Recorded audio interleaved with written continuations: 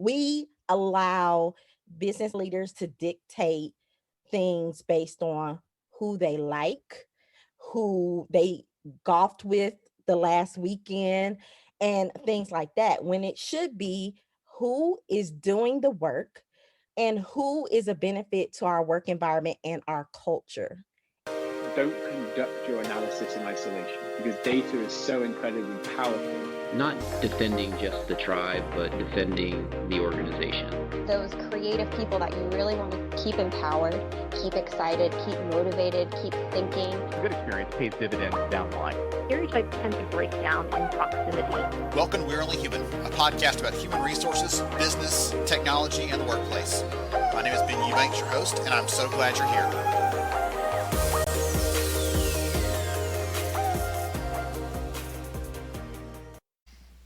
Welcome to We're Only Human. I hope you're excited for the new year and what it will bring. It is my personal wish for you that 2021 is your best year yet. So many good things are going on. I know it's been a hard last 12 months for many of us, me included, but I'm optimistic, I'm excited, I'm hopeful for the coming year. So many good things going on over here. Just had a recent refresh on the Lighthouse Research and Advisory website, our brand and everything, updating there. So excited for that. We just announced tickets for the upcoming Learning Reimagined Summit. It's going to happen in March. I'll get the links in the show notes if you want to check that out. If you care about learning, talent development, skills, those kinds of things, that is going to be incredible. That's what I'll say for now. More on that probably as we go through the year. This year, we're going to continue the consistency on the podcast, publishing once a week or more, and bringing you thought-provoking insights and ideas that help all of us to do and be better. Yes, all of us, including me, because I learn something every time I record a show as well, including today's guest. So we're also looking, one thing, just a heads up here behind the scenes, look at what's going on. We're looking at reposting our HR Tech Talks episodes to the podcast, the live stream show. So if you don't listen to that, if you've never seen it, you don't even know about it potentially. HR Tech Talks is a live stream show that I run on Mondays at 11 a.m. Central Time. It's streamed to LinkedIn and YouTube. It's a 30-minute show, and I talk to different providers in the technology space about what they do, how they serve the audience, how they serve the market, how they take care of people, case studies, interesting trends. It's just an interesting dynamic. If you like the podcast, it's the same kind of feel there. So what I'm trying to do, because it's so similar, is I'm trying to bring those episodes over into the podcast stream. So if you're like me and you like podcasts, you prefer that kind of format because you can consume it when and where and how you need to. That would help you to access those episodes here on the feed, just like a regular episode. Recently, I was a guest, in other news, on the Paychecks HR podcast, and we talked about business agility, HR technology, those kinds of things. I'll put a link in the show notes if you want to check that episode out. It was just a fun conversation with the team over there. They're doing good stuff, and it's fun just to dive in there. And it's different being a guest on a show than being the host on a show. So I get to have a little more fun, get to play it a little bit more, get to talk a little bit more. And so anyway, good stuff. If you are new here and you're listening, you're like, goodness, what's going on here? The majority of our shows are guest focused.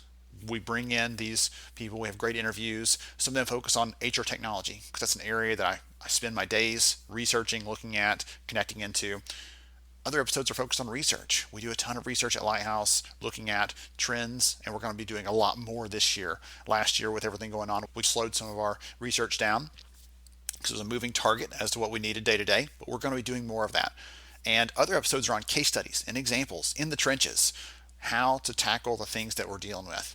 And so today's conversation is actually a fun discussion with Carla Patton. I had the chance to meet her last year virtually, and my fingers are crossed over here. We're going to meet in person one day. I cannot wait because she's just 2 hours up the road from me, so very close geographically. And she and I are very close in terms of just the spirit we have. So you'll hear the conversation today. In today's discussion, we'll be talking about things like mediocrity at work and why we allow it, why we let our leaders be mediocre. We're going to talk about building a personal brand for yourself and how to use that to expand your career opportunities. We're going to talk about Carla's unique and interesting journey into HR and some other things we're going to sprinkle in there. Some good ideas, some good tips, some good quotable quotes, things like that. So I can't wait for you to hear the conversation today. We're going to go ahead and dive in and get on with the show. Hey everyone, welcome to We're Only Human. I am Ben Eubanks, your host, and I am so honored to have you here with me I am excited for today's conversation. It's been a long time coming. This may have the record for the most reschedules to get us on the calendar to talk together, but it's going to be worth it. Totally. I know it. So today I have Carla Patton with me today. We're going to talk about, goodness, her journey into HR. We're going to talk about why we settle for mediocrity. We're going to talk about a lot of different things that I think all of us can relate to. Carla, welcome to the show. Thank you so much, Ben, for having me. I'm super excited to be here. I am thrilled to have you again. You are you're a shining light. You have a wonderful heart, and I can't wait to dive into discussion with you. But before we get into all the nerdy HR stuff that we love, will you take a minute and tell the audience who you are and what you do? My name is Carla Patton. I am an HR professional. I've been in HR for 17 years, since 2003. It's been a long time coming. I actually started from the bottom as an HR coordinator and all the way progressing to HR generalist, HR supervisor, HR manager. Also the co-owner of the Career Salon LLC. It's a business with my twin sister who's also in HR. And we do workshops, we do private consulting, and we also have a large social media platform where we give people tips on careers and different things like that. So we just love it. We had to moonlight it and do something after work. That's when your enthusiasm spills over into other areas like that. You're like, I've got to find another place because I'm so Right. excited about this. That's not a bad thing. That's nothing to apologize for, right? That's something that we're all proud of. Yes. I talk to a lot of people. You said you do things, career advice, things like that. I talk to a lot of people who are trying to get into HR. And one of the things I always tell them is of everything that I was looking for when I was hiring, I want to see someone that has some passion, some Right. enthusiasm, some excitement about this. Don't tell me, Right. oh, I just want to do this job. I care about people. Like, no, tell me you're excited about this and you can't wait Right. for the day to start. That's the conversation I want to have. Exactly. And that's how got started in HR, actually, because my undergraduate degree is in business information systems. And so I graduated right after 9/11 happened with the Twin Towers. And I thought I had a job with IBM. That didn't work out because everybody had a hiring freeze. And so I took a job at a department store selling shoes. And it was this lady, she kept coming in and she became my shoe client. Every month she would come to me and buy shoes. I would help her out. I would think of shoes when they came in. I'm like, this would be cute for her. And I would sit it to the side until the next time she came in. And so one day, I think we had interacted for about 9 months. And she was like, do you want to do this long term? And I said, oh God, no. I'm really trying to get into my IT career. I've been applying, but it's been a hard road. And she said, I really think you'll be good in HR. And I was like, HR? Are you serious? And she was like, yeah, you have good customer service skills. You're consistent. I love interacting with you. And I think you would be great for it. And I have an opportunity. I'm the VP of HR for a pharmaceutical company. And so she took me in, I applied, I interviewed with the rest of her team, and the rest is history. So when you talk about passion, and it's all about knowing who you are and having a personal brand. So even though I wasn't in HR, I still had a personal brand. Me being consistent and being social, serving others, having a mind of customer service got me into HR and got me to the place I am now. And so I hold fast to those principles. My dad always taught me, if you're going to be the janitor, be the best darn janitor they've ever seen. So even if you're not in HR right now, do the best you can at what you're doing, and people will see that. Be great where you are. Right. Yes. So how fun is that story that we're going to be in IT, little step away from that now. You had the opportunity to serve someone, and by being excellent at that led to this career that you've, many years now. You love it. You've really fit in. Like, we're glad to have you. Honestly, IT folks, I don't know how well you would have fit in over there, but we love you here. So Yeah. for someone out there listening in, maybe they're early in their career, or they're thinking about taking a step to another role. You talked about, right, the service piece, really having Mhm. a servant's heart to just Yeah. want to help other people.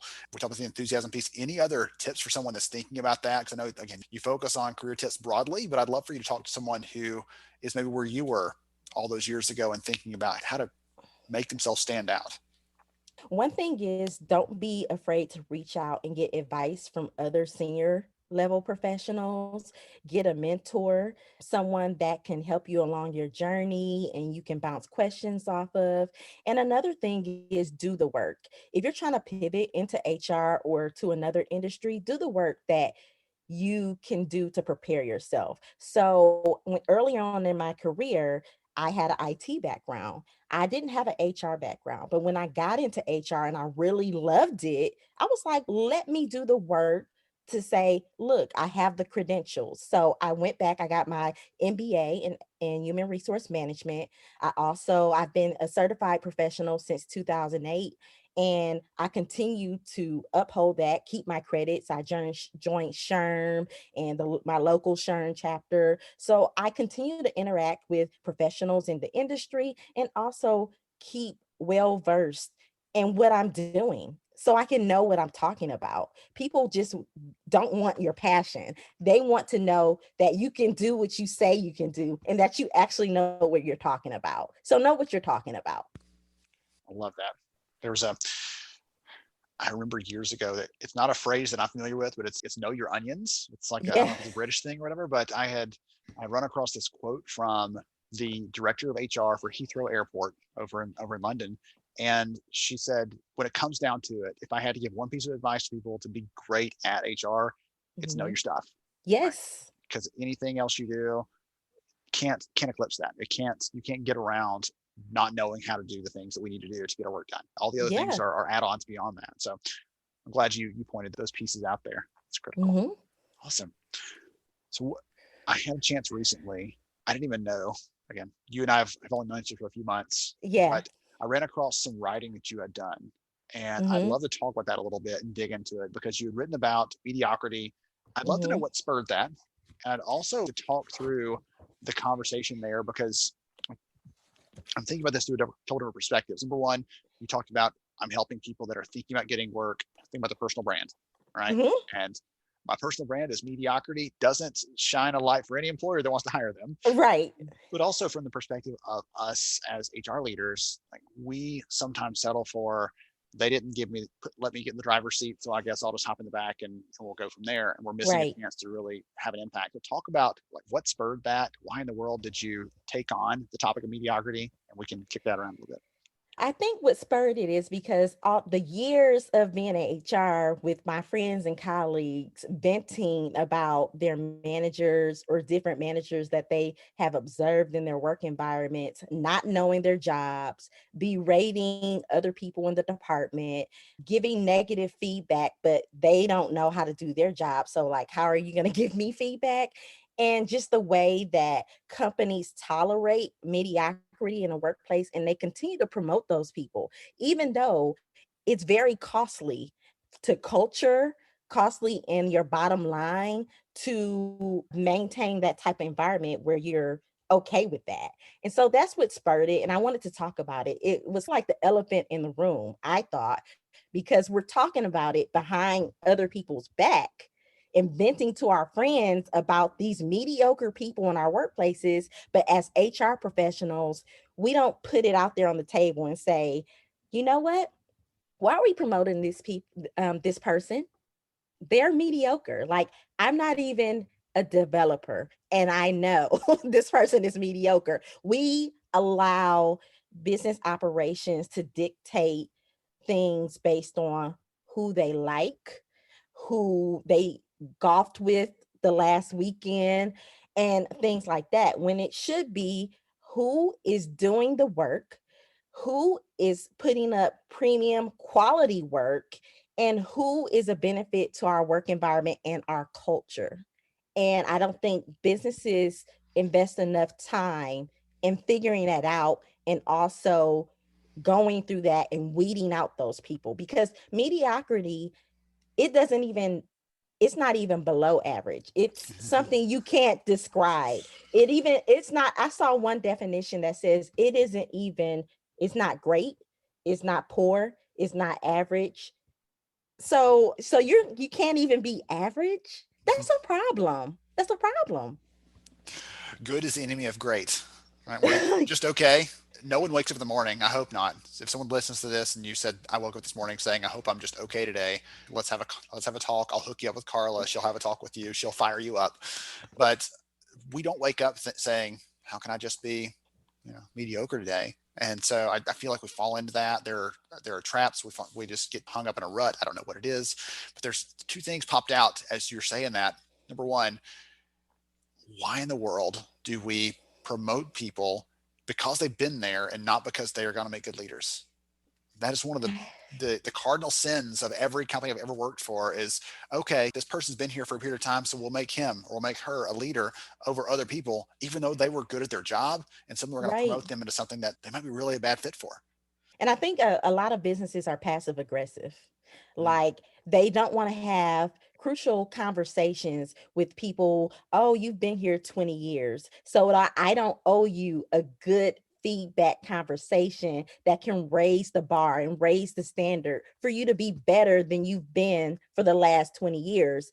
I owe you loyalty instead of leadership and guidance. And I think we get caught up on that, and it's really a disservice to the whole company. And I want to point out there's two type of mediocre behaviors that we tolerate. One is the basic mediocrity theory of this person either needs raised standards or they just don't feel like being more, or they're just satisfied because they have a job and nobody's saying something to them. So we have that person. And then we have the other person, which I call privileged mediocrity. And that's for the majority in demographics, where I don't have to be more because I just don't have to. I have the privilege of not doing anything and I still get promoted, or I still get these opportunities that other people are waiting in line that are qualified to get just because of what I look like. Benefit by default, benefit by default instead of benefit by Yeah. merit. Yeah. Right. One of the things that one of the tools that I've heard about over the years, and I actually wrote about this probably 5-7 years ago. It's been quite some time. I need to find that out and dust it off again, because it's one of those that it's a good exercise for us all to think about. But as you're talking, I'm actually picturing some people in my head from different companies I've worked for in the past. I don't know if you're doing that when you're saying this, but Oh, yes. I'm picturing some people in my head. And for those listening in, you might be doing the same thing. And this exercise I heard years ago, they said, okay, imagine you have a red button in front of you and you could push that button right now. And that person you're thinking of, that's a pain in the rear, that doesn't ever pull their weight, that is just hanging around to get a paycheck and they don't want to contribute anything more. You've given them opportunities. They're not going to do that.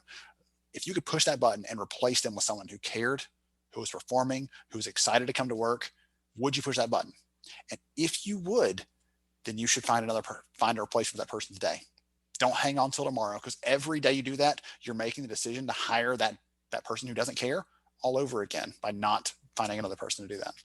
Yeah, and sometimes it just comes down to communication. Some people are mediocre because they don't have a leader to step up and have conversations with them. So you want to figure out what the root cause of the issue is.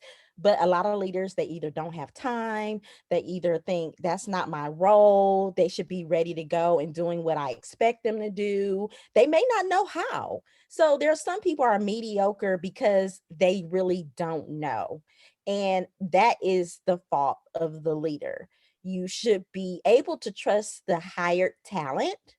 And if they come in and they're not living up to your expectations of what you hired them for, have a conversation and see a good way to balance that out and try to raise the standard and make them better. So you always have an opportunity to create a better work environment for that person and for the team that's around them.